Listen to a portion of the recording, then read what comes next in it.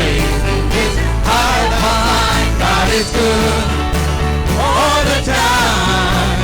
Through the darkness night, His light will shine. God is good. God is good all the time. One more time, God is good. God is good all the time. He put a song of praise in this heart of mine. God is good all the time. Through the darkness night, His light will shine. God is good. God is good all the time.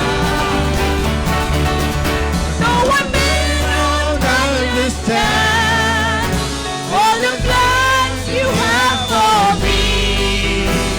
My life is in Your hand, and through the eyes of faith I can clearly see. God is good, all the time. He put a song of praise in this heart of mine. God is good, yes He is, all the time. Through the darkest night, His light will shine. God is good. God is good all the time. One more last time. God is good all the time. He put a song of praise in this heart of mine. God is good all the time. Through the darkest night, His light will shine. God is good. He is so good. God is good. He is so good all the time. Hallelujah. जोरदार ताली यीशु मसीह के लिए. Amen. Hallelujah. He is so good. His mercy endures forever. Hallelujah. Hallelujah. We are singing for the goodness of God. हम यीशु मसीह की भलाई के लिए गा रहे हैं, लेकिन अभी भी लोगों के चेहरे लटके हुए हैं. प्रभु यीशु मसीह पे भरोसा रखिए प्रियो. जिस भी परिस्थिति से आप होके जा रहे हैं, He will work out good for you. वो उस परिस्थिति में से आपके लिए भलाई उत्पन्न करने जा रहा है. हालेलुया. क्योंकि प्रभु का कैरेक्टर है, प्रभु का नेचर है भलाई करना, और वो उसे छोड़ नहीं सकता. हालेलुया. यीशु के लिए तालियां, क्योंकि यीशु मसीह भला है. हालेलुया. चाहे मैं घोर अंधकार से भरी हुई तराई में होकर चलूं, तो भी हानि से न डरूंगा, क्योंकि यीशु मसीह मेरे साथ रहता है. हालेलुया. हम घबरा जाते हैं जब परिस्थितियां हमारे पास आती हैं, लेकिन जब यीशु मसीह हमारे साथ है तो हमें घबराने की जरूरत नहीं. आइए आनंद के साथ एक और परमेश्वर की आराधना में गीत को गाएंगे कि यीशु मसीह के भवन में आनंद की भरपूरी है. आमेन. हालेलुया. और मैं चाहती हूँ कि सब लोग मुस्कुराते हुए प्रभु के लिए आनंदित हो जाएं. ये आनंद कोई संसारिक आनंद नहीं, लेकिन ये हमारा आत्मिक आनंद है. Hallelujah. Hallelujah. Are you ready, church? Amen. Hallelujah.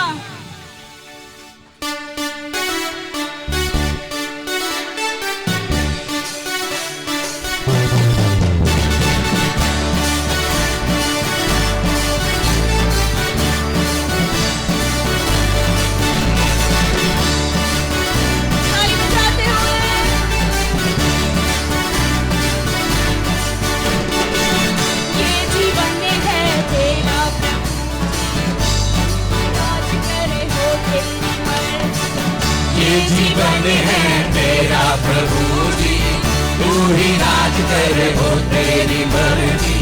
संग तेरे हम गाते जाए, आए मुसीबत मुस्कुराए. संग तेरे हम गाते जाए, आए मुसीबत मुस्कुराए. तेरे भवन में आनंद की भरपूरी है. यीशु तू संग तो जीवन में सब कुछ है. तेरे भवन में आनंद की भरपूरी है. यीशु तू संग तो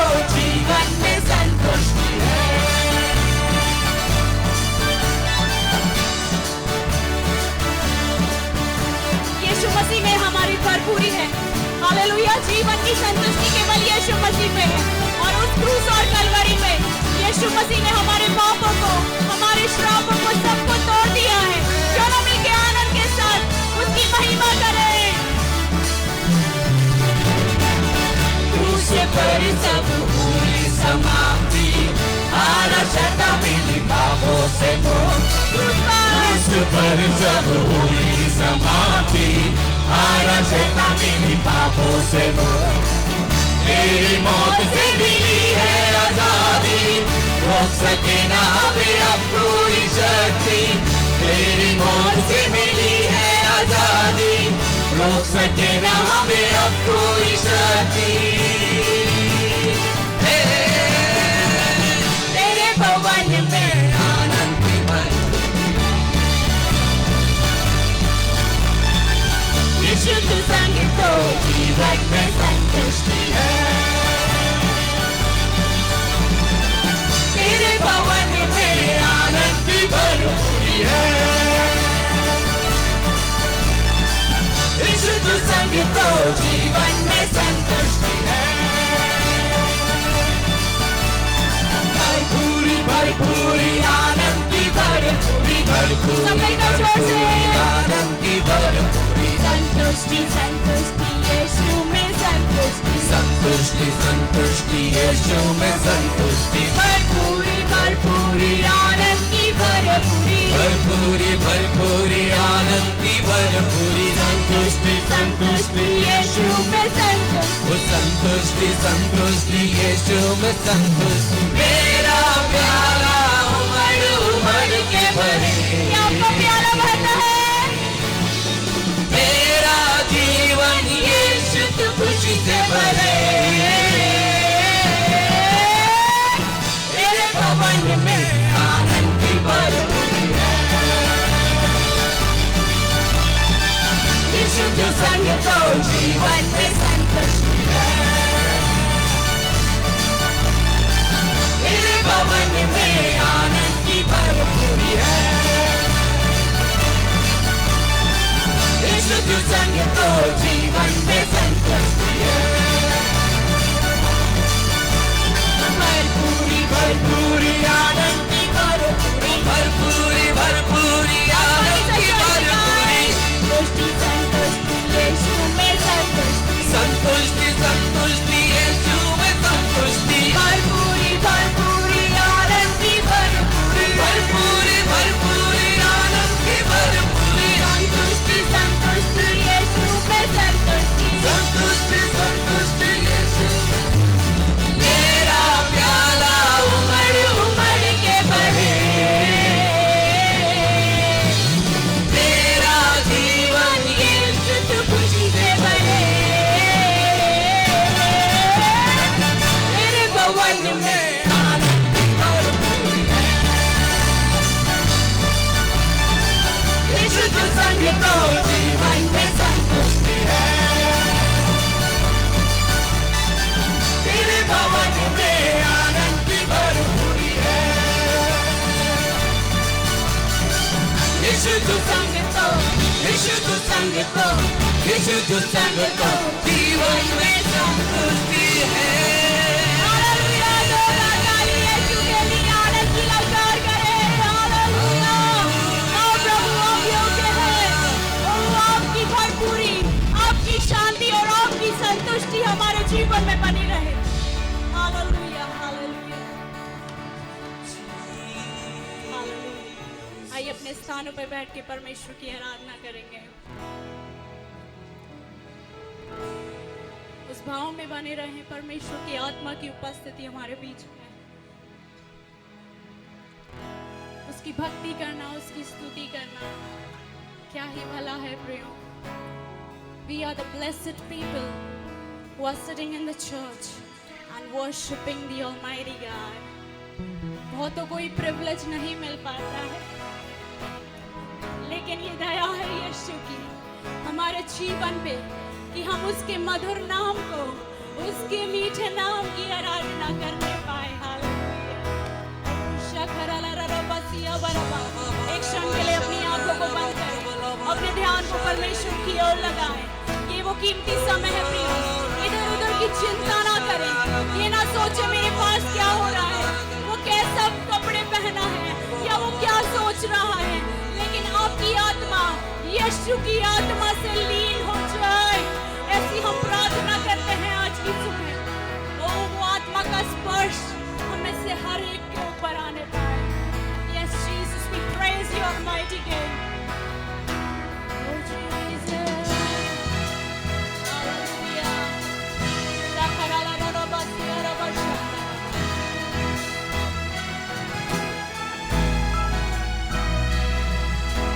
उद्धार है, चंगाई है, रिहाई है, यीशु नाम। सब मिल करके उद्धार है, चंगाई है, रिहाई है, यीशु नाम।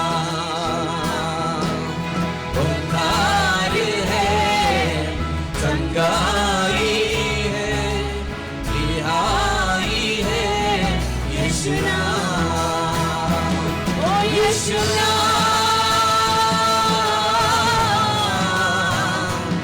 यीशु नाम,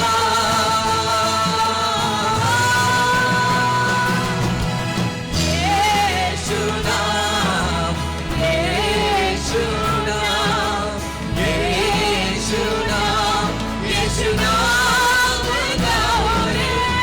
यीशु नाम, यीशु नाम, यीशु नाम, यीशु नाम। आइए उस मीठे नाम को, उस मधुर नाम को अपने जीवनों के द्वारा ऊंचा करें, आत्मा से परिपूर्ण होकर उसकी आराधना करें। मुक्ति भी है, शक्ति भी है, मुक्ति भी है, यीशु नाम। मुक्ति भी है, शक्ति भी है, मुक्ति भी है, यीशु नाम। मुक्ति भी है, शक्ति भी है, मुक्ति भी है, यीशु नाम। ओ यीशु नाम, यीशु नाम,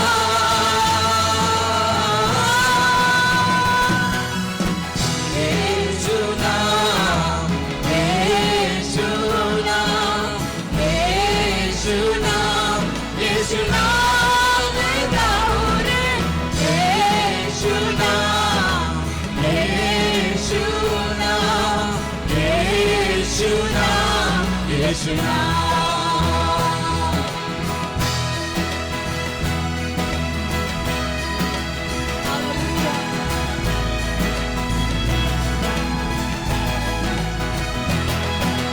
मीठा होना, अच्छा बोला, सच्चा बोला, यीशु नाम। मीठा बोला, अच्छा बोला, सच्चा बोला, यीशु नाम। एक बार फिर से। मीठा बोला, अच्छा बोला, सच्चा बोला, यीशु नाम। ओ यीशु नाम, पुकारे यीशु नाम को। यीशु नाम, यीशु नाम, यीशु नाम, यीशु नाम, यीशु नाम गाओ रे। यीशु नाम, यीशु नाम, यीशु नाम, यीशु नाम। ओ यीशु नाम प्यारा नाम है, यीशु नाम है, प्यारा नाम ले। ओ यीशु नाम ले, प्यारा नाम है, यीशु नाम ले, प्यारा यीशु नाम ले, प्यारा नाम ले, यीशु नाम ले,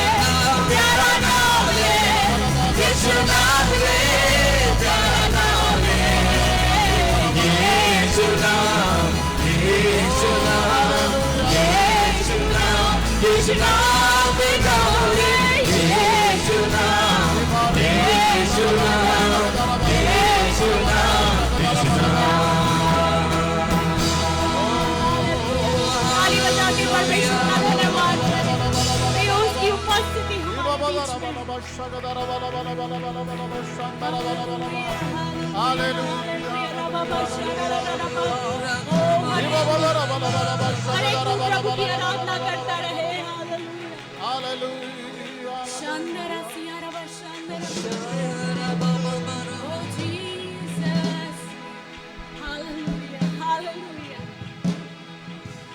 क्या ही मधुर और मीठा नाम यीशु नाम है। हालेलुया। हर एक शीश उसके सामने झुकता है, हर एक जीव अंगीकार करती है कि यीशु ही प्रभु है। Hallelujah. Oh Jesus, we praise your name. प्रभु हम उन धन्य लोगों में से हैं जिनने यीशु राजा को, उस जीवित महान परमेश्वर को जान लिया है। यीशु नाम में वो सामर्थ है जो हमारे जीवन को भरपूरी से भर देता है, हमारे उन खालीपन को परमेश्वर अपनी शांति से भरता है। यदि आज आप खेदित हैं, यदि आज आप निराश हैं, call upon the name of Jesus, यीशु के नाम को पुकार ले और वो आपके जीवन को संपूर्ण कर देगा। हालेलुया। अपने हाथों को स्वर्ग की ओर उठाएं प्रियो। Touch each one of us, O Lord, this morning. Jesus, oh, we praise your name. Yeshu naam, Yeshu naam, Yeshu naam, Yeshu naam, Yeshu naam, Yeshu naam,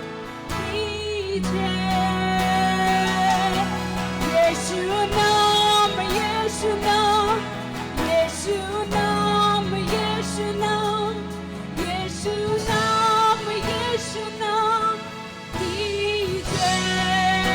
आइए सब मिलकर यीशु नाम, यीशु नाम, यीशु नाम, यीशु नाम, यीशु नाम, यीशु नाम की जय। नाम को पुकारे वो पाए, उसकी आराधना हमारे जीवन से निरंतर होने पाए। यीशु ओ यीशु नाम, यीशु नाम, यीशु नाम, यीशु नाम, यीशु नाम की जय। इस नाम में है जिंदगी, वो नाम है यीशु मसीह। जिस नाम में है बंदगी, वो नाम है यीशु मसीह।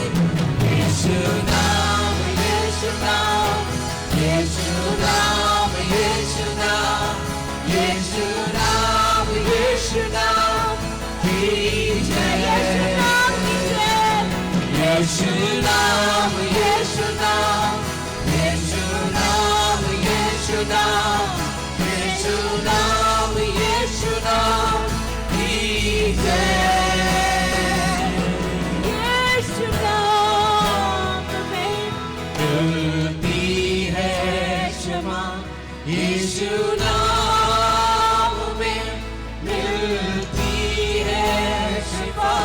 यीशु नाम में मिलती है कृपा। यीशु नाम में करुणा दया। यीशु नाम, यीशु नाम, यीशु नाम, यीशु नाम,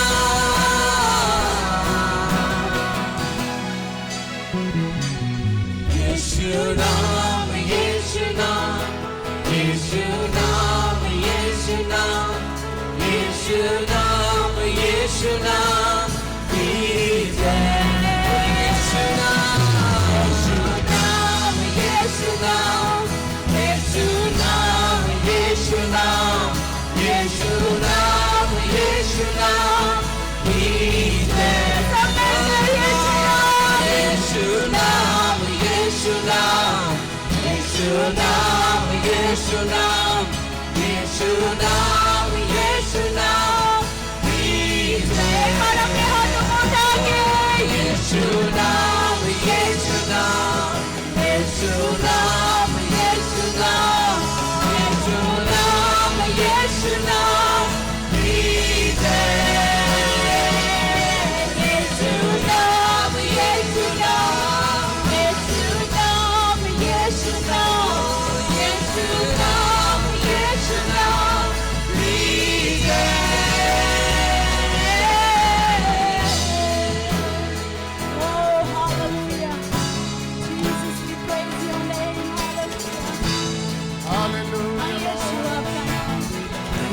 worship your worship name. your name. We worship.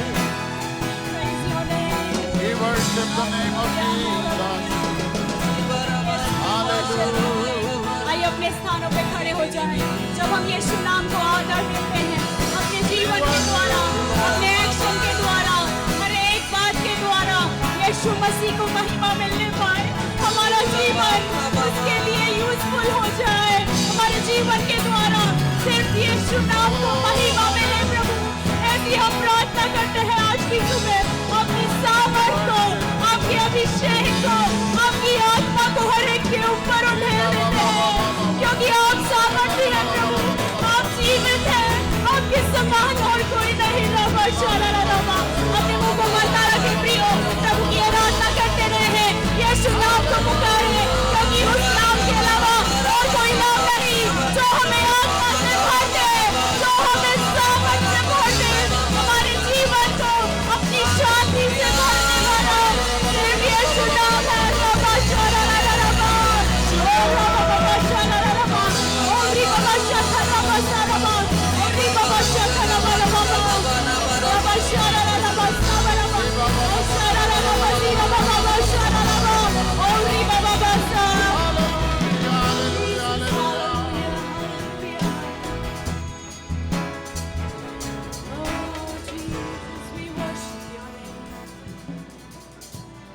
प्रभु हम आपका धन्यवाद देते हैं, क्योंकि आप भले हैं और आपकी करुणा सदा की है।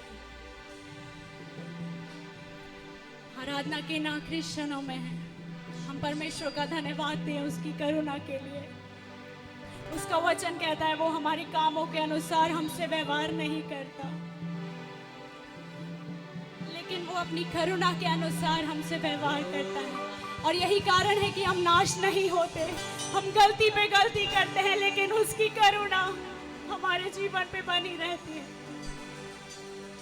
आइए यीशु से कहें, आप मेरा भरोसा है। मैं और कहाँ जाऊं परमेश्वर, आप मेरा भरोसा है। आपकी करुणा मुझे चलाती है, आपकी दया के कारण आज मैं जीवित हूँ। आइए समर्पित करें अपने जीवन को। Jesus, hallelujah. यीशु मसीह भरोसा मेरा, तू ही सहारा है मेरा। मुश्किल समय में तू ही दिलासा, साथ रहेगा तू सदा। अपने हाथों को उठा के प्रभु से कहें, यीशु मसीह भरोसा मेरा, हाँ प्रभु तू ही सहारा है मेरा। मुश्किल समय में तू ही दिलासा, साथ रहेगा तू सदा। करुणा भलाई तेरी सदा रहेगी मुझ पर, तेरी विश्वास योग्यता देखूंगा मैं उम्र भर।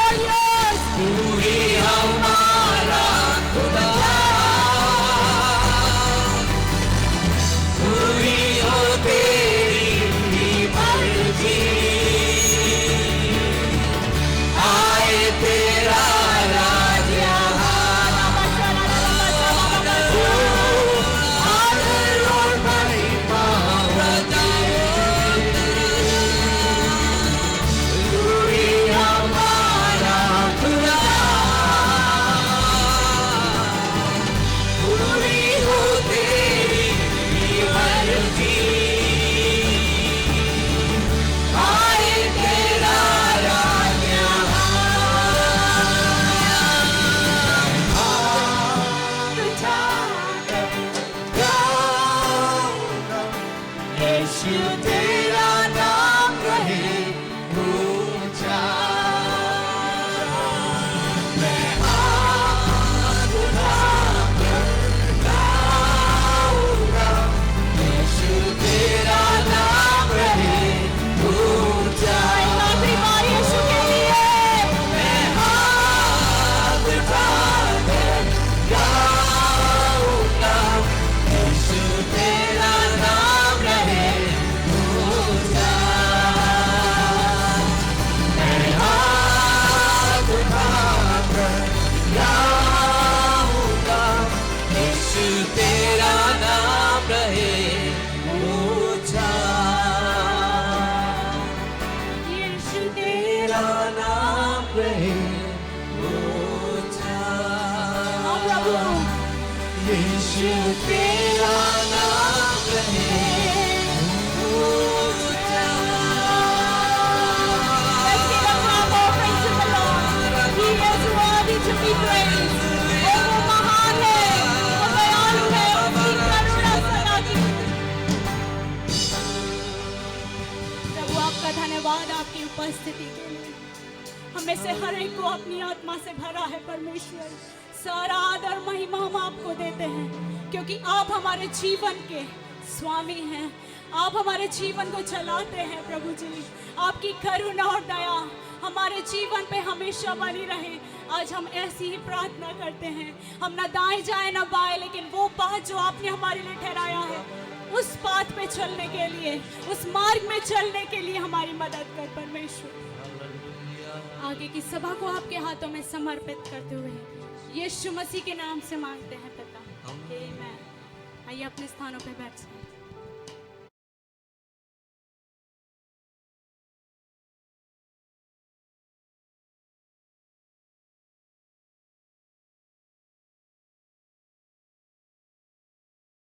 बोलो यीशु मसीह की। प्रभु आपको बहुत आशीष दे। प्रभु में उसकी सामर्थ में बलवंत होते जाओ। परमेश्वर आपको अनुग्रह करे, आपको लिए चले, आपके जीवन में उसकी इच्छा पूरी हो जाए, मैं दुआ करता हूं। कैसे हैं आज सुबह आप सब लोग? अच्छे हैं? Praise God. चलिए हम आगे बढ़ेंगे, प्रभु की महिमा करेंगे। आज सुबह मैं चाहता हूं कि हम प्रभु की महिमा करें, क्योंकि हमारा प्रभु बड़ा और अच्छा है, अद्भुत करने वाला परमेश्वर है। बहुत सारी बातें हैं जिसके लिए हमें प्रभु को धन्यवाद देना है। मैं आप सबको धन्यवाद देता हूं, स्पेशली पास्टर विनोद को, सरिता को, एलिशा को, डेविड भाई को, उनके परिवार को, जो रात ही को दौड़ के भागकर प्रभु के काम को उन्होंने किया। हम प्रभु को धन्यवाद देते हैं और उनको भी हम हृदय से धन्यवाद देते हैं। हम इन दिनों एक टीम को बिल्ड कर रहे हैं, चाहते हैं एक टीम तैयार करें जिसके द्वारा प्रभु की महिमा हो। और जैसा आप जानते हैं कि हमारे भाई दिनेश शर्मा की मदर इन लॉ की डेथ हो गई थी अचानक, और रात को 11 बजे मेरे पास कॉल आया कि कृष्णा अकेली है घर पे, कुछ लोगों को भेजो। और हमारी पूरी टीम रात ही को वहाँ पहुँच गई। सुबह हमारी एक और टीम वहाँ पे पहुँच गई। ये सब लोग थे, सबों ने अपना काम बहुत अच्छी तरह से किया, परिवार को उत्साहित किया। हम प्रभु को धन्यवाद देते हैं। आप जितने लोग उनसे मिलना चाहते हैं आप मिल सकते हैं। उनके लिए आज शाम को 3 से 4 बजे उनके घर में एक कंडोलेंस रखी गई है। वो नॉन क्रिश्चियन है, इसलिए उनके हिसाब से वो रहेगा। लेकिन अगर आप में से कुछ लोग जाना चाहते हैं तो हम चर्च के बाद उनसे मिलने जाएंगे, आप हमारे संग शामिल हो सकते हैं। हम प्रभु को धन्यवाद देते हैं इस मसीह प्रेम के लिए जो प्रभु ने हमारे हृदयों में डाला है, और जिसके कारण हम एक दूसरे को उत्साहित कर सकते हैं, एक दूसरे के संग खड़े हो सकते हैं। मैं बार बार ये कहता हूँ, एक बड़ी कलीसिया या एक बड़े परिवार का हिस्सा होना हमें तब समझ में आता है जब हम मुश्किल में, कष्ट में होकर जाते हैं, परेशानियों में होकर जाते हैं, हमारे जीवन में कोई आनंद की बात या दुख की बात होती है, तब हमें मालूम होता है एक कलीसिया का हिस्सा होना कितना इंपॉर्टेंट है। और मैं आज सुबह आपको उत्साहित करूंगा, कलीसिया के लिए आपको ईमानदार रहना है, केवल कलीसिया से प्राप्त करने की इच्छा ना रखें। कभी भी आपके मन में यह इच्छा ना हो कि मैं चर्च में जाता हूं इसलिए चर्च की जिम्मेवारी है मेरे प्रति, लेकिन हमेशा याद रखना मेरी जिम्मेवारी है और लोगों के प्रति, और मुझे भागना है, मुझे जाना है, मुझे कार्य करना है, मुझे लोगों के संग खड़े होना है, मुझे लोगों के आंसुओं को पोंछना है। इसीलिए प्रभु ने मुझे बुलाया और मुझे खड़ा किया है। Hallelujah, hallelujah. आप इन सब बातों को जानते हैं, मैं विश्वास करता हूं कि आप इन बातों को अच्छी तरह जानते हैं, और इसलिए इन दिनों आप जो है प्रभु के काम के लिए तैयार हैं। आइए आज सुबह हम अपने वचन में जाएं, जल्दी से हम आज के वचन को समाप्त करें और आगे की बातों में हम आगे बढ़ जाएंगे। बहुत सारे काम हैं। आज शाम को भी हमारे भाई जॉन शेखर के घर में मीटिंग है, उनका विवाह है, आप जानते हैं। इसकी अनाउंसमेंट मैं बाद में करता हूं। हमारे जीवन के लिए बहुत इंपॉर्टेंट यह है कि हम इन बातों को समझें। बच्चे चले जाएं प्लीज, सॉरी, चले जाएं।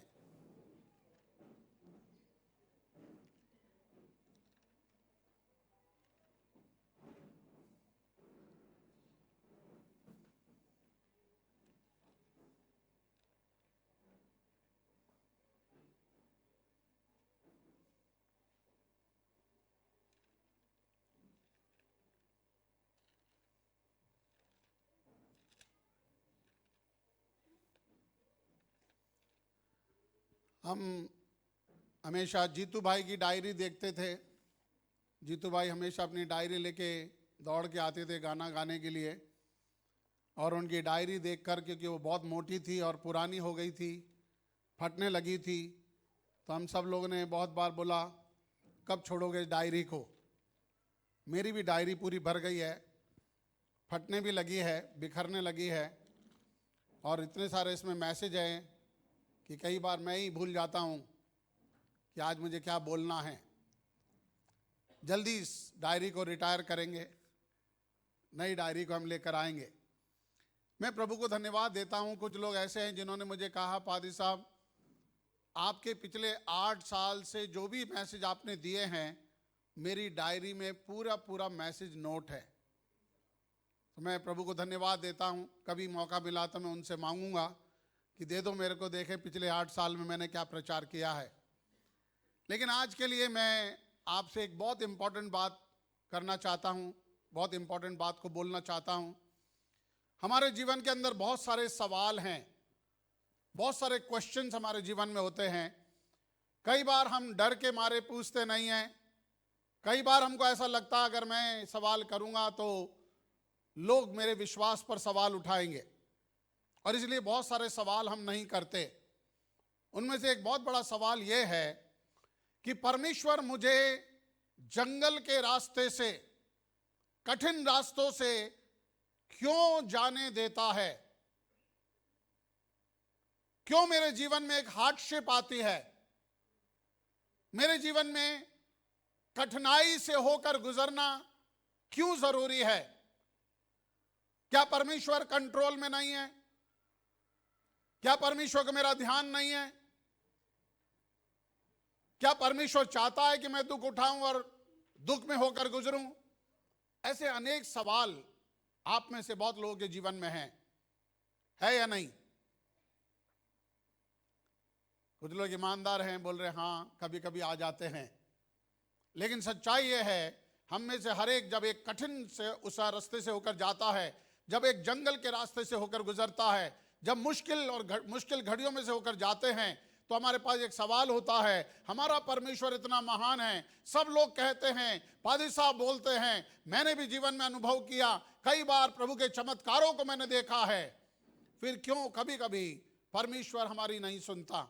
क्यों परमेश्वर हमें अकेले में धकेल देता है और ऐसा लगता है कि मानो हमारी प्रार्थनाएं नहीं सुनी जा रही, हमारी प्रार्थनाएं छत से टकराकर वापस नीचे आ रही है, बाउंस बैक हो रही है? लगता है ना आपको? रास्ता दिखाई नहीं देता, बहुत प्रार्थना करने के बाद भी कुछ भी नहीं सूझता, समझ में ही नहीं आता करूं तो करूं क्या। मैं आज आपको ये बताना चाहता हूं, परमेश्वर हमारे जीवन में ऐसा क्यों होने देता है? Why? What is the plan of God when you go through in loneliness and in hardship? There's a plan of God in your life. We need to understand the plans of God in our life. परमेश्वर की योजनाओं को जब वो हमें अकेले में लेके जाता है, कुछ प्लान्स है, उन योजनाओं को आपको और मुझको समझने की जरूरत है. अगर हम नहीं समझेंगे तो शत्रु शैतान हमारे मन में, हमारे विचारों में अचानक कुछ बुराइयों को, बुरी बातों को लेकर आएगा. परमेश्वर के प्रति डाउट और शक और कड़वाहट हमारे जीवन में उत्पन्न करेगा. लेकिन अगर आप परमेश्वर के प्लान को जानते हैं, आप हमेशा ये कहेंगे, तू जा यहां से, मुझे मालूम है मेरे परमेश्वर के पास मेरे लिए एक योजना है, और वो योजना ये है कि वो मेरी भलाई की है. परमेश्वर कहता है, मैं अपनी योजनाओं को जानता हूं जो तुम्हारे विषय में करता हूं. मैं अपनी उन कल्पनाओं को जानता हूं जो मेरे मन में तुम्हारे प्रति है, और मेरी कल्पनाएं और मेरी योजनाएं तुम्हारी हानि की नहीं परंतु तुम्हारी भलाई की है. हालेलुया. और वो कहता है अंत में, लास्ट में, थोड़ा धीरज धरने के बाद, थोड़ा हार्डशिप से होकर गुजरने के बाद तुम्हारी इच्छा पूरी हो जाएगी. जो तुम चाह रहे हो, जो तुम मांग रहे हो, वो मैं फुलफिल कर दूंगा, पूरा कर दूंगा. थोड़ा धीरज धरो. सो आज सुबह हम थोड़ा सा ये देखेंगे क्यों परमेश्वर हमारे जीवन में ये करने होने देता है. मैंने पिछली बार जब मुझे मौका मिला था, मैंने आपको बताया था, होशे की किताब के 14वें अध्याय से पहले 3 वचन हमने पढ़े थे. मैं चाहता हूं एक बार फिर से पढ़ें और वहां से हम शुरू हो जाएं. होशे उसका 14th chapter, and we are going to read from verse 1 to 3.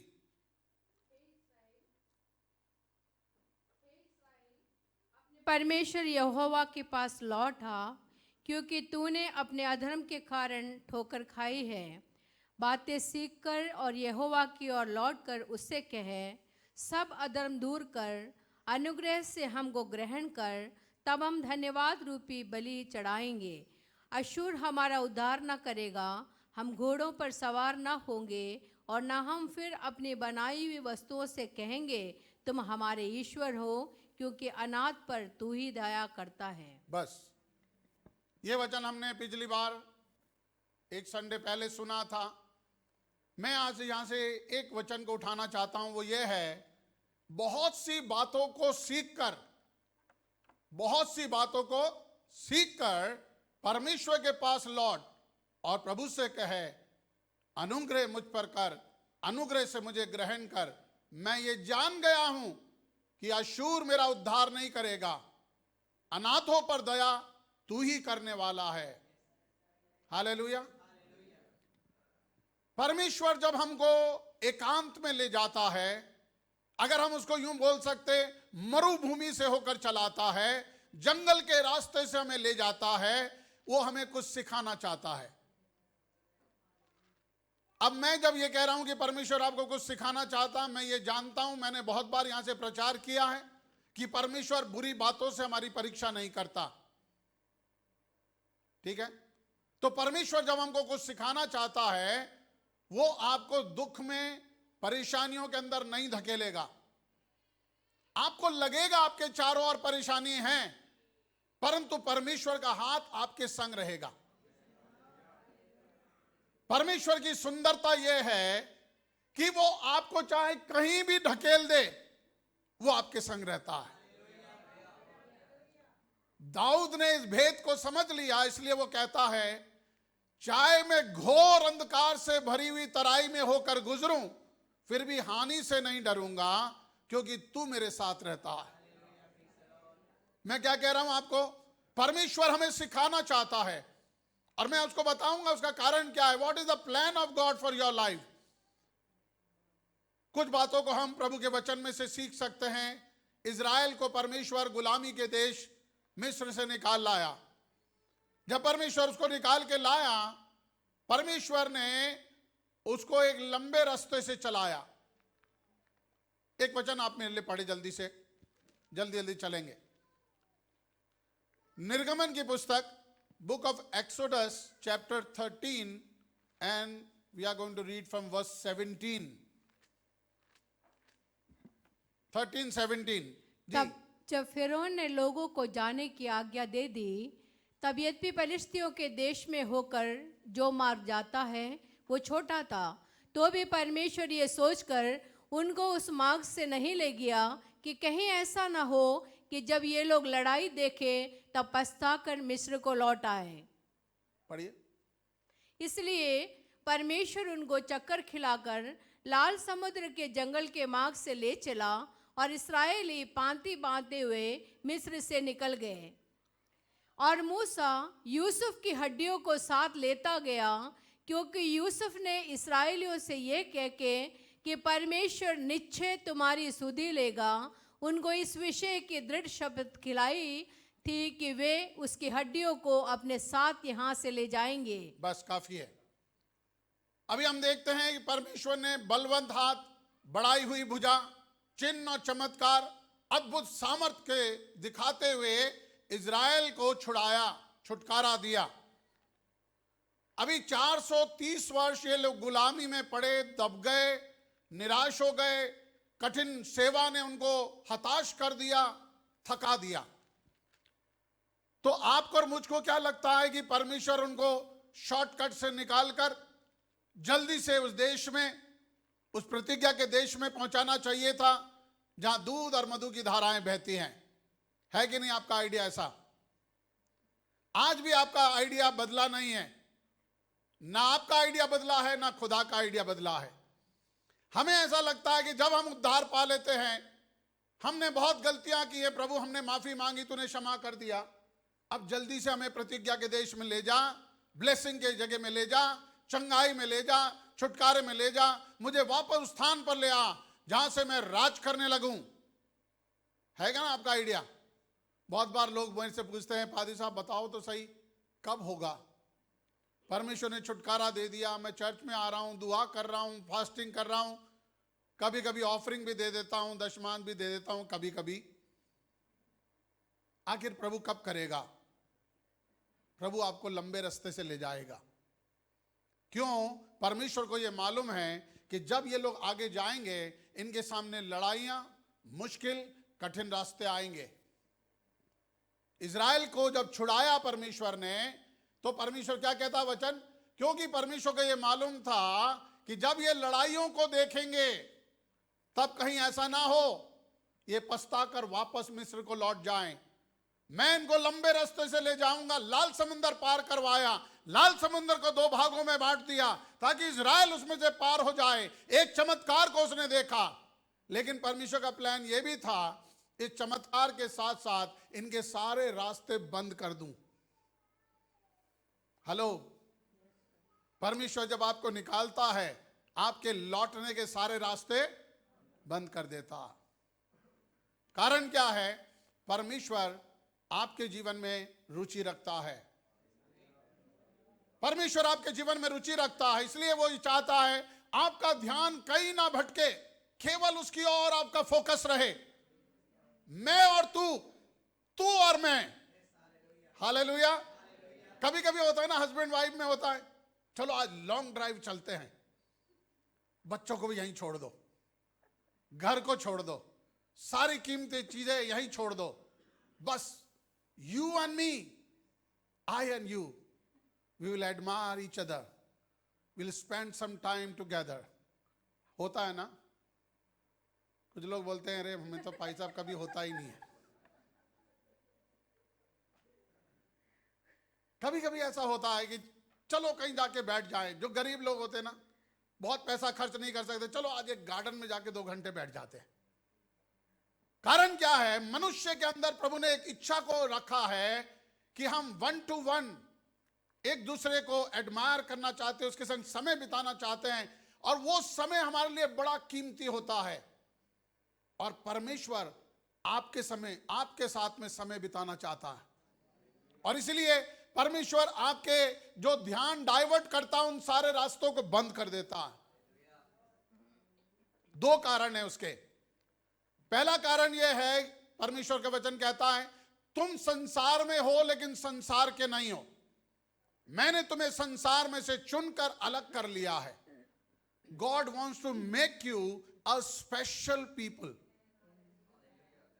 आपको एक विशेष बनाना चाहता है, इसलिए वो आपको संसार से, सांसारिक बातों से, सांसारिक सिस्टम से अलग ले जाता है। इज़राइल को परमेश्वर समुंदर पार करके जंगल के मार्ग में लिए चला। उसका दो कारण है। पहला कारण, उन लोगों के मध्य में रहते रहते हमने उन लोगों की आदतों को, उनके स्वभाव को, उनकी जैसे जीवन चरित्र को अपना लिया। आपको मालूम है, जब हम मसीह में आते हैं, प्रभु में आते हैं, प्रभु को ग्रहण करते हैं, पहला काम हमारे जीवन में क्या होता है? शुद्धिकरण। जो गलत बातें हमने संसार में रहते हुए संसारिक तरीकों को सीख लिया, उसको परमेश्वर वॉश आउट करता है, हमारे मन को नया बनाता है, हमारी विचारधारा को नया करता है। पहले हम क्रोध करने वाले थे, अब हमें प्रेम करने वाला बनाता है। पहले हम दया नहीं करते थे, क्रोधी थे, बदला लेने वाले, अब परमेश्वर कहता है तुम दयावान बनो, दया करो, क्षमा करो। तुम्हारा वो जीवन शैली बदल जाए, अब मसीह हमारे जीवन में आ जाए। और ये तब होगा जब आप किसी को बहुत ही बारीकी से एडमायर करेंगे। ये ऑटोमेटिकली नहीं होगा। आपके जीवन में बुराइयां कैसे आती हैं आप नहीं सीखते, लेकिन चलते चलते संसार में, हमारे ऑफिस में, हमारे स्कूल में, हमारे कॉलेज में, हमारी कॉलोनी में, हमारे बाजार में, हमारी मॉल्स में जब हम जाते हैं, ना चाहते हुए भी हम चीजों को देखते हैं, ना चाहते हुए भी हम चीजों को सुनते हैं, और धीरे धीरे जब हम देखते हैं, सुनते हैं, देखते हैं, सुनते हैं, ये बातें हमारे जीवन के अंदर हमें आकर्षित करती है। और कभी कभी हमें लगता है हम भी ऐसा करें, हम भी ऐसे कपड़े पहने, हम भी ऐसे बाल बनाएं, हम भी थोड़ा कलर कर ले बालों को, हम भी थोड़े टॉप्स पहन ले। लेडीज के लिए नहीं कह रहा हूं, आदमियों की बात कर रहा हूं। आजकल औरतों ने पहनना बंद कर दिया, आदमियों ने चालू कर दिया। तो बोलते हम भी तो थोड़ा करके देखे। हाँ, वो क्रिकेटर, हाँ उसने कान में पहना, थोड़ा साइड से चमकता है, डायमंड होगा, मैं भी एक डायमंड पहन लूं। एक ही कान में पहन रहे, किसी को मालूम नहीं हो तो बताऊं, लड़के एक ही कान में पहन रहे। सुनो मैं क्या कह रहा हूं। संसार हमें अपनी ओर खींचता है, संसार अपनी छाप हम पर छोड़ देता है, संसार अपना वो असर, अफेक्ट हमारे जीवन के अंदर लाता है। तो परमेश्वर क्या करता है, हमें इन सब चीजों से अलग करके थोड़ा समय हमारी आंखों से ओझल करता है, हमारे कानों को उन बातें सुनने नहीं देता, केवल अच्छी बातें, केवल अच्छी बातें। इसीलिए उसने कलीसिया को बनाया, यही उसका उद्देश्य था कि उसने चर्च को बनाया। उसने कहा 6 दिन तुम संसार में रहते हो, बुरी बातें, बुरे कार्यों को देखते हो, बेईमानी, धोखाधड़ी, क्या कुछ नहीं, लेकिन 7वें दिन जब हम खुदा की उपस्थिति में आते हैं, परमेश्वर की बातों को सुनते हैं, परमेश्वर की व्यवस्था को सुनते हैं, हमारे जीवन के अंदर हमें मन फिराने के लिए, या हमें ऐसा होता है, एहसास होता है कि जो मैं कर रहा हूं ठीक नहीं, इसलिए परमेश्वर हमको थोड़ा अलग लाता है। उसने कहा 6 दिन तुम अपना काम करो, 7वें दिन मेरे संग समय बिताओ। और जब लोगों ने उसके संग समय नहीं बिताना चाहा, तो परमेश्वर ने उनको उठाकर 70 साल गुलामी में ले गया।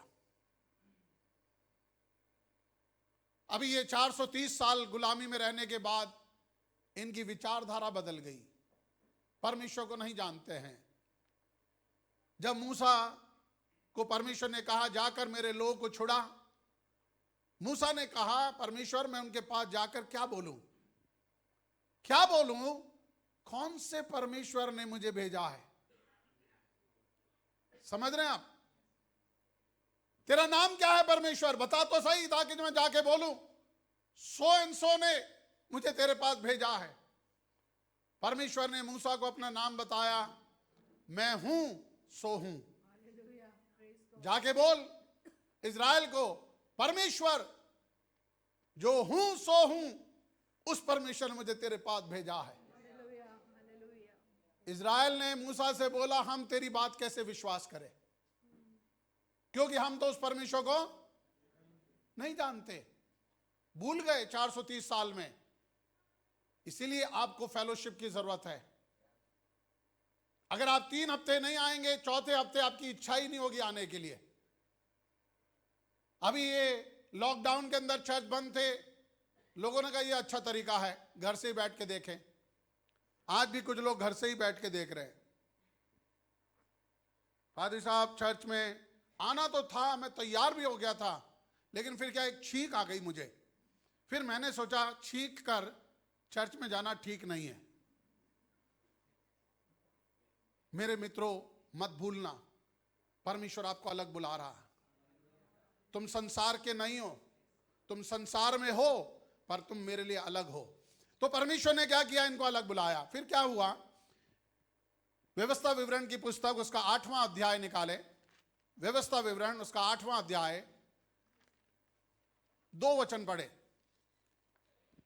और स्मरण रख कि तेरा परमेश्वर यहोवा 39 वर्षों में तुझे सारे जंगल के मार्ग में से इसलिए ले आया है कि वो तुझे नम्र बनाए और तेरी परीक्षा करके ये जान ले कि तेरे मन में क्या क्या है और कि तू उनकी आज्ञाओं का पालन करेगा या नहीं।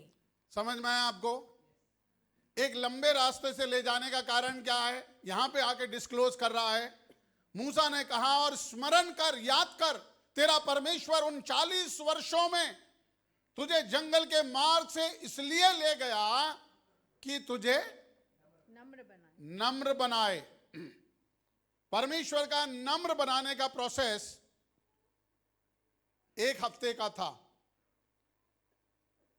ये मेरा आइडिया है, लेकिन अगर परमेश्वर के वचन में से पढ़े तो लिखा 3 दिन का आइडिया था। परमेश्वर ने मूसा से बोला जाके फिरौन को बोल कि मेरे लोगों को 3 दिन की यात्रा पे जाने दे। 3 days is enough for you. God can change you in 3 days. फिर उसको 1 हफ्ता कर दिया परमेश्वर ने। लेकिन अगर हम देखते हैं तो हमें मालूम पड़ेगा कि जब उनको वहां से निकले हुए 3 महीने बीत गए, तब वो रपीदम में आए और सिनई पर्वत के पास में पहुंच गए। 3 महीने बीत गए। कारण क्या है, हमारा ये टाइम डिले क्यों होता है? क्योंकि हम नम्र होने को तैयार नहीं है। आज आप मुझसे पूछोगे भाई साहब कब होगा, मैं कहूंगा आप नम्र कब बनोगे, कितना समय लगाओगे आप? परमेश्वर ने तुझे नम्र बनाया और तेरे मन को जांच कर देखा कि तू उसकी बात मानेगा कि नहीं मानेगा। क्या बोला? क्या देख रहा है परमेश्वर? आपको लंबे रास्ते से क्यों ले जा रहा है? आपको जंगल में क्यों ले जा रहा है? नम्र करने के लिए। नम्रता का मतलब क्या है? आप बिल्कुल नम्र हो जाएं। कोई आपका पैंट भी ले जाए, शर्ट भी ले जाए, ले जाओ जी मैं तो नम्र आदमी हो गया, मेरा वॉलेट निकाल ले, मेरा फोन ले ले, मैं तो नम्र हूं, कुछ नहीं। यह है क्या नम्रता? नम्रता तुझे नम्र बनाए और देखे कि तू उसकी बात को, उसकी आज्ञा का पालन करेगा या नहीं करेगा। आप मुझे मत बताना कि मैं नम्र हूं। मुझे मालूम पड़ेगा अगर आप परमेश्वर की आज्ञा का पालन करते हैं, आप नम्र व्यक्ति हैं। अगर आप परमेश्वर की बात मानने को तैयार नहीं हैं, आप नम्र नहीं हैं। अभी भी टेढ़ी गर्दन के हटीले लोग हैं। आप लोग कौन हैं? बोलो ना अपने आप के बारे में, कौन हूं मैं? टेढ़ी गर्दन का, बोलो ना। मैं आपके लिए नहीं बोल रहा हूं, मैं तो उन लोगों के लिए बोल रहा हूं जो परमेश्वर की बात नहीं मानते। परमेश्वर ने कहा एक ऐसी जाति है जिसके और मैं सारे दिन अपने हाथ फैलाए रहा और चाहता कि मैं उसे अपनी बाहों में ले लूं, उसको हर एक मुश्किल से बचा लूं, हर एक समस्या से उसको उसकी रक्षा करूं, परंतु ये तो टेढ़े और हटीली गर्दन के लोग हैं, ये मेरे पास आना ही नहीं चाहते। समझ रहे हैं मैं क्या कह रहा हूं? आप कौन हैं? जल्दी से बोलो ना, मैं नम्र हूं। देखो कितनी जल्दी बोला आपने। क्योंकि हम अपने आप को क्या समझते हैं? मुझसे ज्यादा नम्र कोई है नहीं। आप गलत फहमी में हैं। अगर आप परमेश्वर के वचन को मानते हैं, उसकी आज्ञा का पालन करते हैं, आप नम्र हैं। बहुत सारे लोगों से हम बात करते हैं, बहुत सारे लोगों को हम समझाते हैं, वो कहते हैं भाई साहब आप इसको समझा दो, मैं तो तब समझूंगा ये समझ जाए पहले। अगर वो ही समझ जाएगा तो तुझे समझने की जरूरत ही नहीं पड़ेगी भाई। अगर कोई तुझे गुस्सा ना दिलाए तो तुझे गुस्सा करने की जरूरत ही नहीं पड़ेगी। जरूरत तो तब पड़ेगी जब कोई मुझे उकसा रहा है, मुझे चूंटियां काट रहा है, लेकिन मैं गुस्सा ना करूं। मैं अपने आप को मैं रोक कर प्रभु तेरे वचन के अनुसार, कोई तेरे एक गाल पे थप्पड़ मारे, दूसरा भी उसके और फेर दे, मैं उस प्रैक्टिस को कर रहा हूं। ये शायद फिजिकली मुझे थप्पड़ नहीं मार रहे, लेकिन मुझे उकसा रहे हैं, मालूम थप्पड़ मार रहे हैं मुझे। बहुत सारे लोग इतने सेंसिटिव हैं, अगर एक शब्द उनको बोल दे वो ब्लास्ट हो जाते हैं। परमेश्वर आपको लंबे रास्ते से इसलिए ले जा रहा है कि आपका ये ब्लास्ट खत्म करे। हालेलुया, समझ रहे हैं आप मेरी बात? जितनी जल्दी आप तैयार हो जाएंगे उतनी जल्दी आपके उस मंजिल पे आप पहुंच जाएंगे। का कारण यह है कि परमेश्वर ने हमें ग्रेट एंड वंडरफुल प्रॉमिसेस दी है। जब हमको परमेश्वर अलग ले जाता है, एकांत में ले जाता है, पहला काम हमारे जीवन से संसारिक वो रीति रिवाजों को ब्रेक करता है, संसारिकता को हमारे जीवन से निकालता है। नंबर 2, वो हमको नम्र बनाता है। जब हम नम्र होते हैं, हम उसकी आज्ञा का पालन करना लगते हैं। जब हम उसकी आज्ञा का पालन करने लगते हैं, परमेश्वर हमें हमारे ऊपर अपने आप को रिवील करता है। क्या कारण है तीसरा हमें जंगल में ले जाने का? कि हम परमेश्वर को जाने। God wants to reveal himself on me, for me, in me. क्या लिखा है? अगर हम निर्गमन के 20वें अध्याय में आए, बड़े 19 में अगर आप चले जाएं, 19वें अध्याय में आए, 19 अध्याय के 4 वचन से पढ़े पहले। तुमने देखा है जी कि मैंने मिस्रियों से क्या क्या किया, तुमको मानो उकाब पक्षी के पंखों पर चढ़ाकर अपने पास ले आया हूं। इसलिए अब यदि तुम निश्चय मेरी मानोगे और मेरी वाचा का पालन करोगे, तो सब लोगों में से तुम ही मेरा निज धन ठहरोगे। एक मिनट रुकना, क्या लिखा है? तुमने देखा है, I have shown you my power. मैंने तुम्हें अपने सामर्थ को दिखाया है। तुमने देखा है मैंने मिस्रियों के साथ क्या किया, अपनी सामर्थ को मैंने डिस्प्ले किया। And you have seen that. Now you know who I am. Are you know who is your God? क्या आप जानते हैं आपका परमेश्वर कौन है? हालेलुया। परमेश्वर आपको ऐसे ही थोड़ी जंगल में ले जा रहा है, अकेले में ले जा रहा है, कष्ट के रास्ते में, मुश्किलों में, ना जहां पानी है ना जहां छाया है, मुश्किल परेशानियां। लेकिन जब आप कठिनाई में आते हैं, जब आप मुश्किल में आते हैं, परमेश्वर अपने आप को आपके जीवन में रिवील करता है, प्रकट करता है, दिखाता है कि तेरा परमेश्वर कौन है। तुमने देखा है कि मैंने मिस्रियों के संग क्या किया है, और तुम्हें मानो मैंने उकाब के समान अपने पंखों पर उठाकर, उड़ाकर, बिना किसी कष्ट के, बिना कोई चोट लगे, एक की भी हानि नहीं हुई, मैं तुम्हें यहां पे ले आया हूं। तुमने इन बातों को देखा है और अब तुम जानते हो। मैं आज आपसे पूछना चाहता हूं कि आप जानते हैं आपका परमेश्वर कौन है? जानते हैं क्या? क्या आपने परमेश्वर का अनुभव किया? पादरी साहब तो बहुत सारी बातें बोलते रहते हैं, आपने जाना है क्या? क्या आपने अपनी आंखों से देखा है क्या? परमेश्वर ने आपके शत्रु पर अपनी सामर्थ को प्रकट किया है। बहुत सारी ऐसी परिस्थितियां थी जहां हमारे जीवन में हानि हो सकती थी, लेकिन परमेश्वर ने हमें बचाया, लेकिन हमारे हानि करने वालों की हानि कर दी। तुमने देखा है मैंने मिस्रियों से क्या किया है, और तुमको उठाकर मैं यहां ले आया हूं। अब now when you know me, if you are willing to obey me, you will be my special people. Wow, मैंने तुम्हें दिखाया है और तुमने देखा है, तुम जान गए हो मैं कौन हूं। और अब अगर तुम मेरी बात मानने के लिए तैयार हो तो सारे संसार में से तुम ही मेरे लिए विशेष याजकों का समाज बनोगे। पढ़िए क्या लिखा है। मेरी वाचा का पालन करोगे तो सब लोगों में से तुम ही मेरा निज धन ठहरोगे। तुम ही मेरा निज धन ठहरोगे। समस्त पृथ्वी तो मेरी है, सारी पृथ्वी मेरी है, और तुम मेरी दृष्टि में याजकों का राज्य और पवित्र जाति ठहरोगे। हाँ, जो बातें तुझे इसराइलियों से कहनी है वे यही है। हालेलुया। जाकर इजरायलियों से बात कर, मूसा तू मेरा एजेंट है, तू मेरा बिचवाई है, जाके अब तुम उनके बोल तुमने परमेश्वर को देखा है, बोल तूने परमेश्वर को जाना है, तुम्हारे सामने परमेश्वर ने अपनी सामर्थ्य को डिस्प्ले किया है और तुमने जाना है, तुमने देखा है। व्यवस्था विवरण के 8वें अध्याय में जब हम आ रहे हैं, इसको खोल के रखना पड़ेंगे हम यहां से, और भी 8वें अध्याय में आकर 3 वचन पढ़े प्लीज।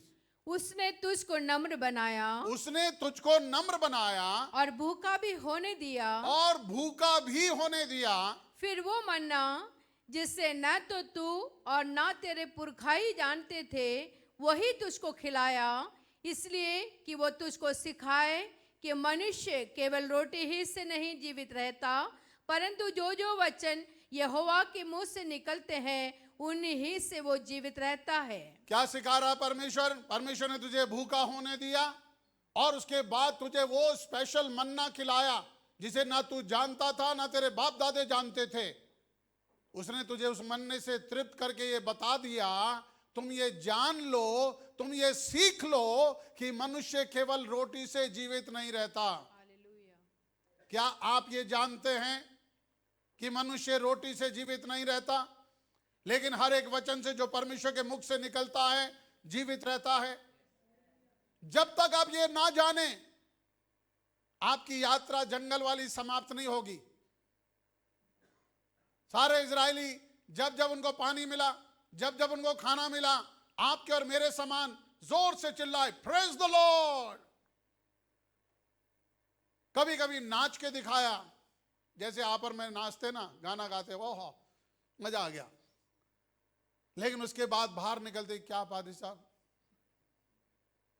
आप मेरे लिए दुआ तो कर रहे हो ना पादी साहब, आपको मालूम है मेरी दशा? मुझे तो मालूम है, तुम्हें नहीं मालूम कि तुम्हारा परमेश्वर कौन है। If you know your God you will do great work and exploits. बड़े बड़े काम करो, धमाके कर डालोगे अगर तुम अपने परमेश्वर को जानोगे। परमेश्वर ने उनको सिखाया जंगल में से, जहां कोई रास्ता नहीं है, जहां कोई रिसोर्स नहीं है, जहां कोई खाना देने वाला नहीं है। 40 साल तुझे मैं खाना खिला के लाया। सीख ले भाई, अभी भी तुम सीख लो कि तुम्हारे धन से, तुम्हारी नौकरी से, तुम्हारी एजुकेशन से तुम लोग पेट नहीं भर रहे। It is the grace of God. जब तक तू ये ना सीखे तेरा रास्ता चलेगा, चलता रहेगा, चलता रहेगा, चलता रहेगा। और मैं आज आपसे कह रहा हूं, परमेश्वर अपने आप को आप पे रिवील करना चाहता है। व्यवस्था विवरण ही पढ़ रहे थे ना हम, कि निर्गमन 19 पढ़ रहे थे। निर्गमन 19 में आए और उसका बहुत सारे वचन है, लेकिन 16 वचन से पढ़े।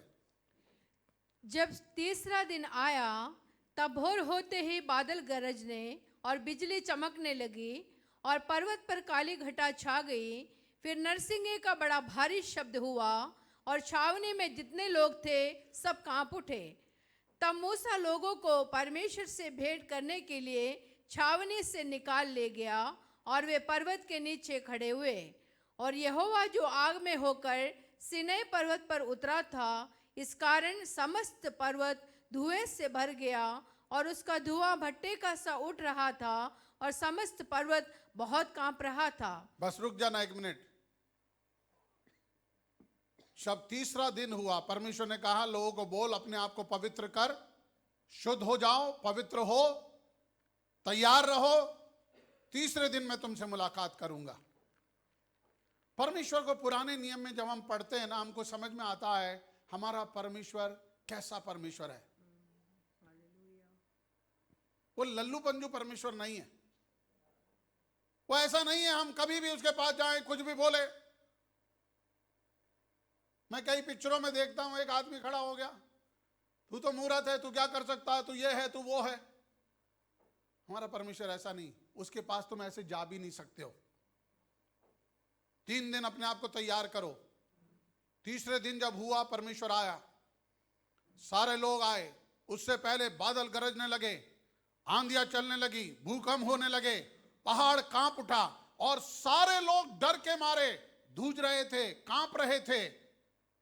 मूसा उनको लेकर आया, आओ परमेश्वर से बात करो, आओ निकट आओ।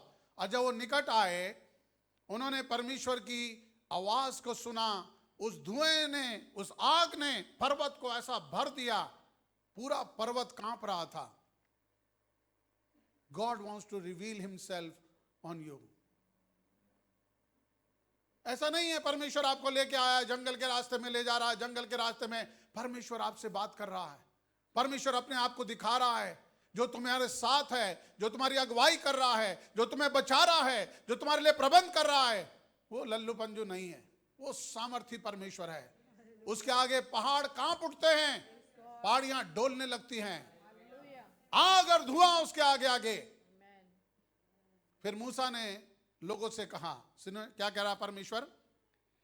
फिर जब नरसिंगे का शब्द बढ़ता और बहुत भारी होता गया, हाँ, तब मूसा बोला और परमेश्वर ने वाणी सुनाकर उसको उत्तर दिया। और यहोवा सीनै पर्वत की चोटी पर उतरा और मूसा को पर्वत की चोटी पर बुलाया और मूसा ऊपर चढ़ गया। तब यहोवा ने मूसा से कहा, नीचे उतर के लोगों को चेतावनी दे, कहीं ऐसा न हो कि वो बाड़ा तोड़ के यहोवा के पास देखने को गुस्से और उनमें से बहुत से नष्ट हो जाएं। क्या कहा परमेश्वर ने? मूसा से बोला इनको सावधान कर ले। वहां पर एक बाड़ा बांध दिया, एक रस्सी बांध दी थी। ये तुम्हारी सीमा है, इसके आगे तुम नहीं जा सकते। इसके आगे अगर कोई भी पर्वत को छुए, जानवर हो या इंसान, वहीं मार दिया जाए, मर जाएगा। परमेश्वर से आप आमने सामने मुलाकात नहीं कर सकते। इसीलिए अब आप और मैं यीशु मसीह के बलिदान के महत्व को समझते हैं। अगर यीशु ना आता, हमारे बीच में खड़ा ना होता, हम परमेश्वर के पास नहीं जा सकते थे।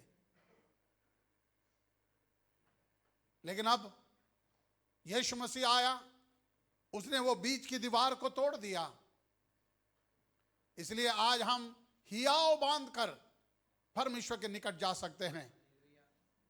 इब्रानी 4:12 तो यूं कहता है कि हम हियाव बांधकर उसके सिंहासन के निकट जा सकते हैं कि उस अनुग्रह को प्राप्त करें जो आवश्यकता में हमारी सहायता कर सकता है। Now you can go to God any time. कैसी भी हालत में हम प्रभु के पास जा सकते हैं। लेकिन यह जानना, जिस परमेश्वर के पास आप जा रहे हैं वो कौन है। इसलिए मैं बहुत बार बोलता हूं, मैं तुम्हारा मित्र हूं,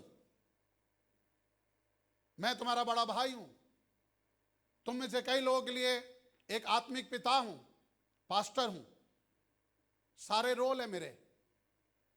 मैं आप लोगों से प्यार करता हूं, इसका यह मतलब नहीं आप आके मेरे गले में हाथ डाल के, और पादे साहब क्या हाल है। कभी कभी मैं आपको कह रहा हूं, यू मस्ट नो, आप अपने पिता के बहुत निकट हैं, आप अपने पिता को बहुत प्यार करते हैं, लेकिन उसका एक आदर है, उसका एक सम्मान है।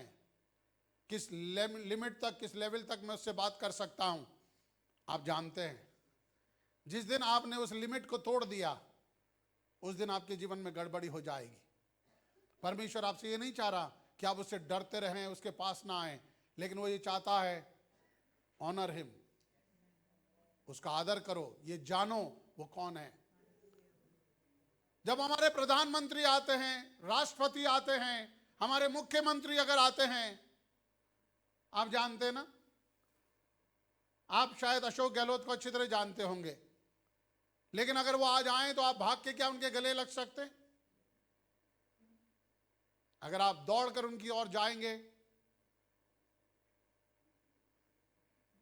हो सकता है आपको गोली लग जाए, आपको उनके बॉडीगार्ड मार गिराए, क्योंकि एक प्रोटोकॉल है मुख्यमंत्री से, प्रधानमंत्री और राष्ट्रपति से मिलने का। उस प्रोटोकॉल को आपको पूरा करना है। जब तक वो आपको ना बुलाए आप निकट नहीं जा सकते। मैं आज आपसे कह रहा हूं, परमेश्वर चाहता है कि आप उसको जानें। जिस परमेश्वर से हमारा संबंध हो रहा है, जिस परमेश्वर से हम प्रार्थनाएं कर रहे हैं, जिस परमेश्वर की हम आराधना कर रहे हैं, वो कैसा परमेश्वर है? वो अद्भुत करने वाला, सामर्थी, पराक्रमी परमेश्वर है। और अगर हम ये जान जाएं कि वो ऐसा परमेश्वर है, तब उसकी आज्ञाओं का पालन करने में हमें कोई भी दिक्कत नहीं होगी। आज हम उसकी आज्ञाओं का पालन नहीं कर पाते, कारण क्या है? वो इतना अनुग्रहकारी बना हुआ है कि आपको पता ही नहीं। पुराने नियम में अगर कोई बहस करे, एक बार कर लिया बहस, हारून ने और मरियम ने बोला मूसा को, क्या तू ही है क्या समझता है तू अपने आप को? बाइबल कहती है मूसा संसार का सबसे नम्र आदमी था। 40 साल ट्रेनिंग मिली थी उसको जंगल में अकेले परमेश्वर के साथ। हेलो तो उसने कहा भाई मैं कुछ भी नहीं हूं, आई एम नथिंग। चलो मैं कौन हूं ये डिसाइड करे कौन? खुदा। आ जाओ, कल आओ, वहां पर अपन इकट्ठे हो जाएंगे गेट के पास मिलाप वाले तंबू में। परमेश्वर को बताने दो मैं कौन हूं और तुम कौन हो। Let God decide. आपको मालूम है ना? लेकिन आज हम चर्च में कितनी बहसबाजी करते हैं, कितनी बार हम भिड़ जाते हैं लोगों से। तू कौन है? क्या समझता अपने आप को? कभी कभी पादरी साहब को पकड़ लेते हैं गला, कौन है जी आप? मेरा नहीं पकड़ते, आप बहुत अच्छे लोग हो। मैं तो बॉम्बे की बात कर रहा हूं। बॉम्बे में ऐसा करते हैं, बॉम्बे वाले भी बैठे। समझ रहे मैं क्या कह रहा हूं? समझो मैं क्या कह रहा हूं। आप जिस परमेश्वर के साथ में वार्तालाप कर रहे हैं या संबंध बना रहे हैं, वो कौन परमेश्वर है? And he wants to reveal himself on you. इसीलिए वो आपको अलग ले जाता है, अकेले में, जंगल के रास्ते से। आपके जीवन में कष्ट है, मुश्किल है। जब तक मुश्किल नहीं आएगी हम परमेश्वर को जानेंगे कैसे? मैं यहां खड़ा होकर रोज चिल्लाता रहता हूं, 40 सालों में मैंने खुदा को देखा है। हमारे पास एक समय कुछ भी नहीं था, हमारे बच्चों को दवाई दिलाने का पैसा नहीं था, और हम उस परमेश्वर की सेवा कर रहे थे। वो तुम्हारे को नम्र बनाकर ये देखना चाहता है तुम्हारे मन में क्या है और तुम उसकी बात मानोगे कि नहीं। उसने हमें नम्र बनाया। उस रास्ते से होकर गुजरना, मैं कह रहा हूं आसान नहीं है। आज मैं यहां खड़ा होकर बोल सकता हूं आसान नहीं है, लेकिन हम उसमें से घुस के आए हैं।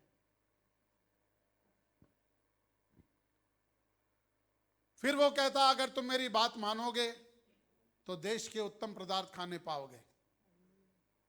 मैं तुम्हें एक ऐसे देश में ले जा रहा हूं जहां कभी अकाल नहीं होगा, जहां कभी भोजन की घटी नहीं होगी, जहां भरपूरी से तुम्हें मिलेगा।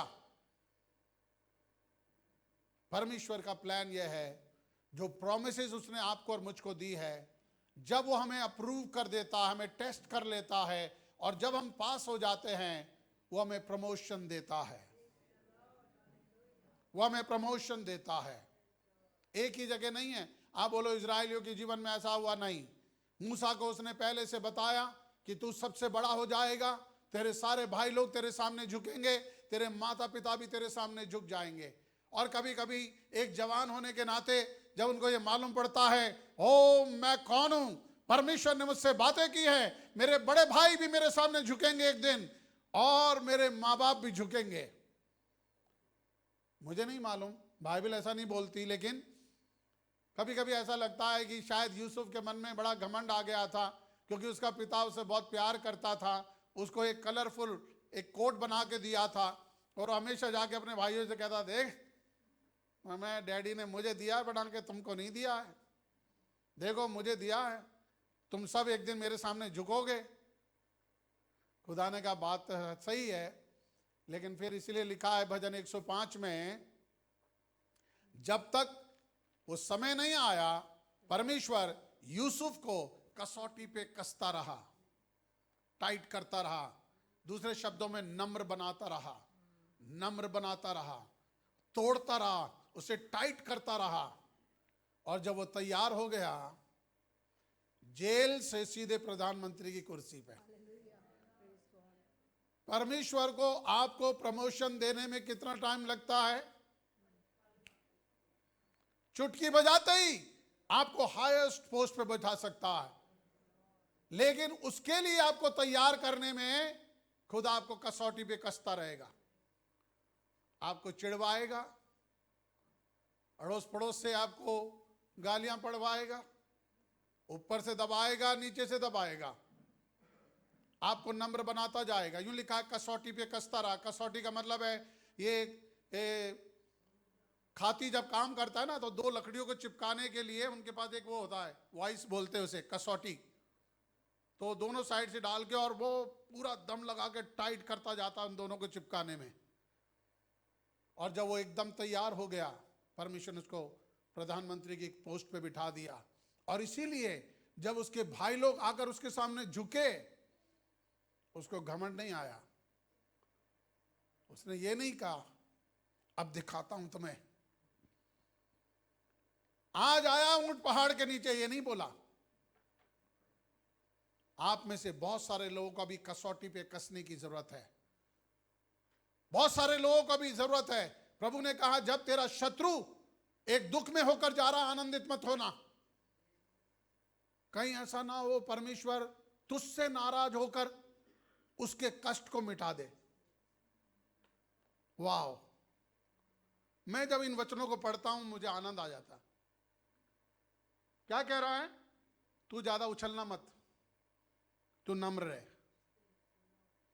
कहीं ऐसा ना हो कि तू ज्यादा आनंदित हो रहा है, परमेश्वर बोले बहुत ज्यादा मजा आ रहा ना, ले हटा देता हूं उसकी प्रॉब्लम। जब प्रॉब्लम हटेगी तो आपका मुंह छोटा हो जाएगा। कभी इंजॉय मत करना, किसी के दुख को आप इंजॉय मत करना। हमेशा नम्र बने रहना, दुआ करना,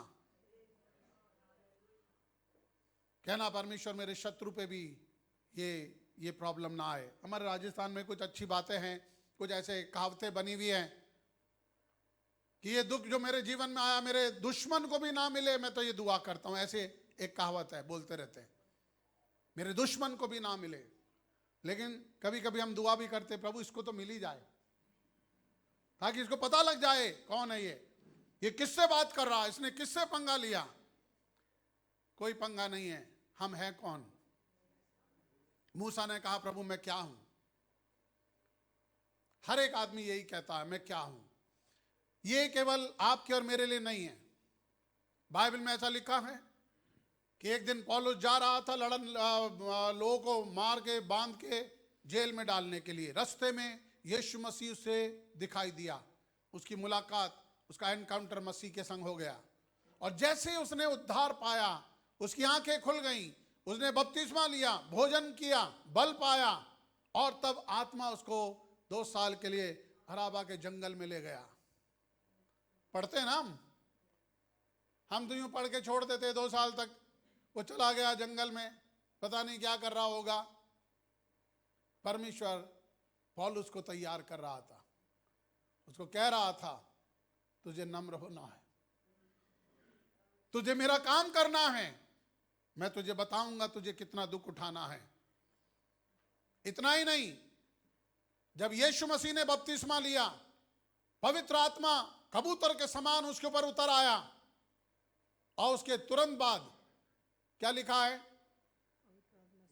शैतान के लिए परीक्षा के लिए वो आत्मा की अगुवाई में चल दिया। 40 दिन भूखा रहा, और तब शैतान ने आकर उसकी परीक्षा की। क्या किया 40 दिन यीशु मसीह ने उपवास करके?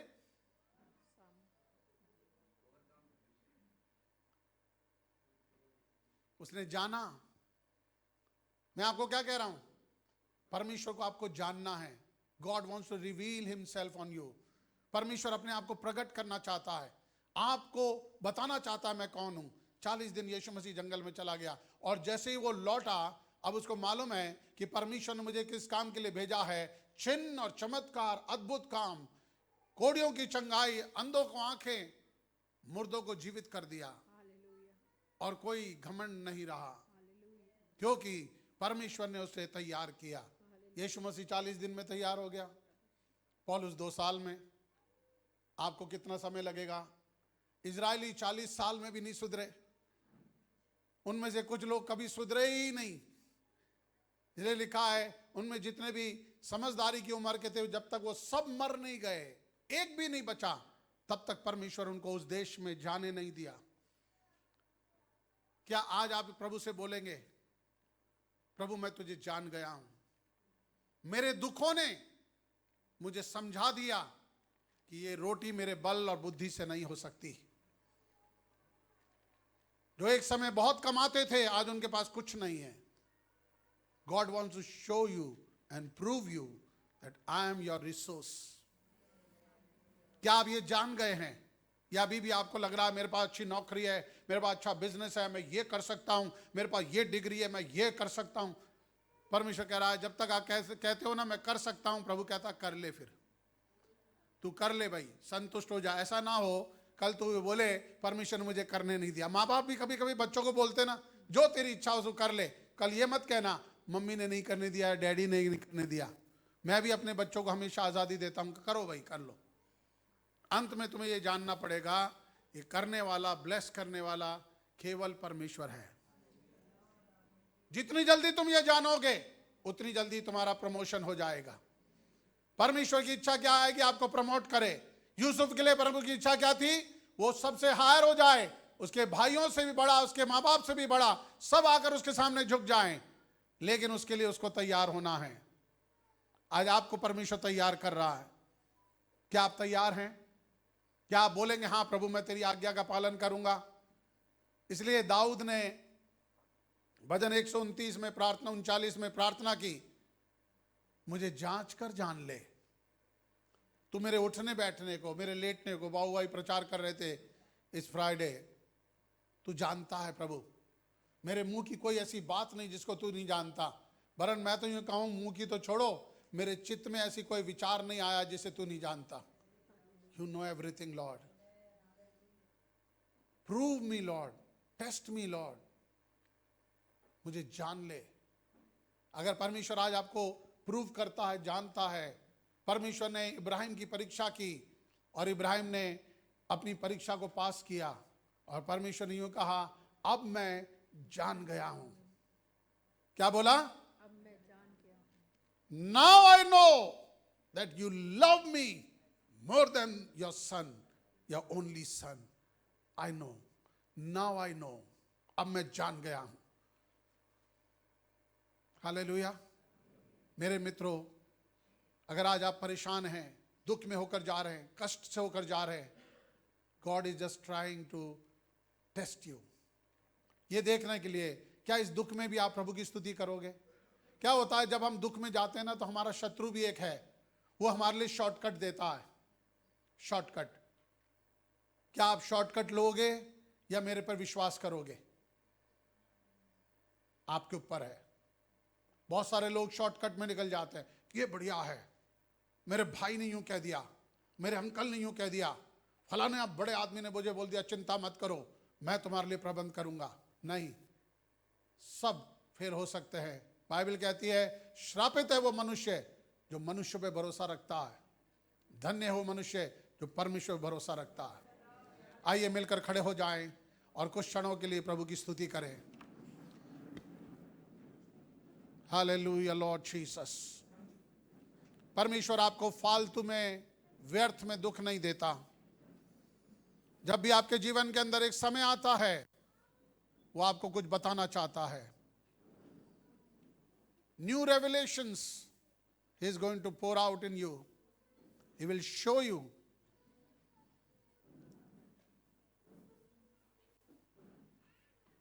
अपनी आंखों को बंद करें, इधर उधर ना देखें। ये वो गंभीर क्षण है जिसमें हम परमेश्वर को छू सकते हैं। दिल की गहराई से बोले, बोले प्रभु से कि प्रभु तूने मुझे जांचा और बहुत बार मैं असफल हुआ, लेकिन आज एक बार फिर से तेरी बातों को मानने के लिए मैं अपने आप को दीनता से तेरे अधीन करता हूं। सब बोले अपने मन में, प्रभु मैं आज अपने आप को नम्र करके दीन करके तेरे सामर्थ्य हाथों में सौंप देता हूं। मेरे पास कोई सवाल नहीं है तुझसे करने के लिए। मैं जान गया हूं कि तू ही परमेश्वर है, तू सामर्थ्य है, तू सब कुछ कर सकता है।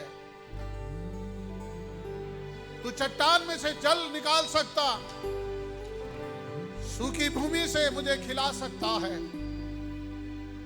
तू दिन में मेरी रक्षा बादल बन के कर सकता है और रात में अग्नि का खंभा बनकर मेरी अगुवाई कर सकता है। तू मेरे और मेरे शत्रु के बीच में खड़ा है। मेरा शत्रु कभी मुझ पर जयवंत नहीं होगा। जय मेरी है, तेरे वादों पर भरोसा करता हूं। प्रभु मेरे जीवन से बार बार भटक जाने की आदत को निकाल। मैं तेरी कलीसिया में, तेरी संगति में बना रहना चाहता हूं। मेरी मदद कर। सब लोग प्रभु से बोले, अपने हाथों को उठाए, प्रभु की स्तुति करें। हाथों को उठा के मुंह खोल के प्रभु से बोले, धन्यवाद हो, तू मुझे उठा कर लाया, उकाब के पंखों के ऊपर चढ़ाकर मुझे यहां तक पहुंचाया। हम तो कई बार खतरे में थे, शत्रु हमें नाश करना चाहता था, लेकिन तूने हमें थाम लिया। और आज हम घमंड से कहते हैं, तू हमारी ओर है, हमारा शत्रु कौन हो सकता है। तेरे